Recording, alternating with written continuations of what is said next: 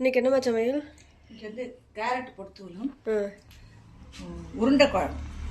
உருண்டை குழம்பு துவரம் பருப்பு நினச்சி வச்சுருக்கேன். சரி சரி சரி. 1 மணி நேரம் ஊற வச்சுருக்கேன். சரி.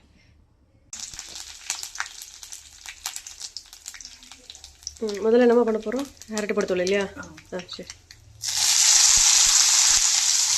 கேரட் பொறுத்தவரைக்கு கடுகு, உளுத்தம்பருப்பு, மிளகாத்தல், கருவேப்பிலை எல்லாம் பொரிச்சு கொட்டிட்டு கேரட் நல்லா அலம்பிட்டு அதில் போட்டு கொஞ்சம் தண்ணி தொளிச்சு மூடி வச்சுட்டு அப்புறம் வதங்கிக்கு அப்புறம் கொஞ்சம் தேங்காயை போட்டு எடுத்து வச்சு. சரி சரி. சொல்லும்மா, உருண்டை குழம்பு எப்படி சொல்லு? உருண்டை குழம்புக்கு வந்து துவரம் பருப்பு 1 மணி நேரத்துக்கு முந்தி நினைச்சு வச்சிருக்கேன். நல்லா அதை வந்து நல்லா ஊறிக்கு அப்புறம் தண்ணி சொட்டோட தண்ணி இல்லாம ஊறிக்கு அப்புறம் தண்ணியோட சொட்டோட தண்ணி இருக்க வேண்டாம்.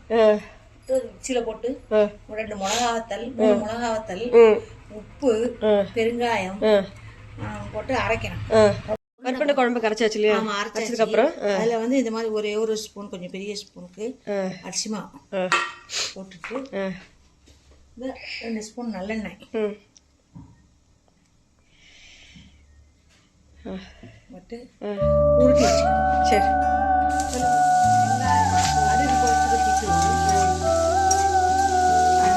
வெங்காயம், கருவேப்பிலை போட்டு வதக்கணும். கொஞ்சம் தக்காளியும் 2 தக்காளியும் போட்டு வதக்கிட்டு புளியை கரைச்சி விடணும். புளியை கரைச்சி விடணும். சரி.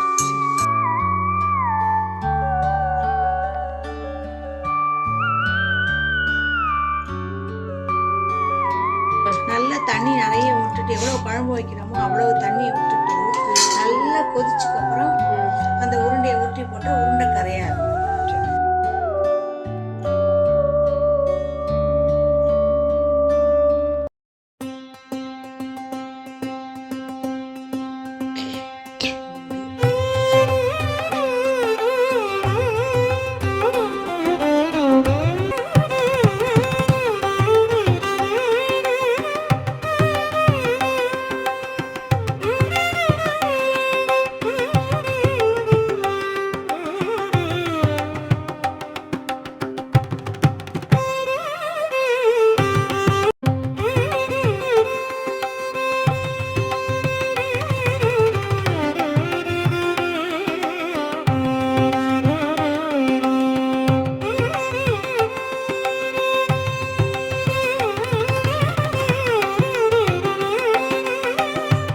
கரண்டியை வச்சு கிண்டப்படாது. இந்த உருண்டையை போட்ட உடனே கொஞ்சம் கழிச்சு மெதுவா அது மதந்து வரும்போது ஸ்பூனை வச்சு கரண்டி காம்பை வச்சு கிண்டி விடணும். சரி சரி சரி.